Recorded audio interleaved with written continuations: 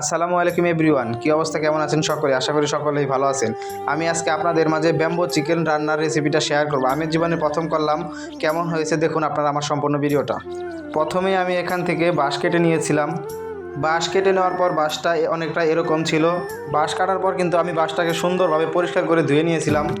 আমি এখন মুরগির মাংসগুলোকে ম্যারিনেট করে নিব, যার কারণে আমি মুরগির মাংসতে সকল ধরনের মশলা দিয়ে মাখিয়ে নিচ্ছি। আপনারা আপনাদের মন ইচ্ছা মতো মশলা দিয়ে খুব ভালোভাবে মাখিয়ে নেবেন। ম্যারিনেট করা শেষ হওয়ার পর আমি মুখ বন্ধ করে এটা আমি ফ্রিজে রেখে দিয়েছিলাম আধা ঘন্টা ম্যারিনেট হওয়ার জন্য। আমি কিন্তু এখন ম্যারিনেট করা মাংসগুলো আস্তে আস্তে বাঁশের ভিতরে ঢুকিয়ে নিচ্ছি, যেটা আমি একটু আগেই বানিয়েছিলাম। মাংসগুলো বাঁশের ভিতরে দেওয়ার পর বাঁশের মুখটা খুব ভালোভাবে আটকে রাখছি, যাতে কোনোভাবেই বের হতে না পারে। আমি কিন্তু অলরেডি এটা চুলায় দিয়ে দিয়েছি, আর এটা হতে 20 থেকে 30 মিনিট সময় লেগেছে। আর এই যে আপনারা দেখছেন আমি চুলা থেকে নামিয়েছি, এখন আমি এটা আস্তে আস্তে খুলে নিচ্ছি। এটা কিন্তু প্রচণ্ড গরম ছিল এবং ভিতর থেকে ধোঁয়া বের হচ্ছিল, যা আপনারা দেখতে পাচ্ছেন ভিডিওর মধ্যে। গরম হওয়ার কারণে আমি সাবধানতার সাথে এটি একটি পাত্রের মধ্যে ঢেলে নিয়েছি, আর আমি খেয়ে জানাবো যে এটার স্বাদ কেমন ছিল।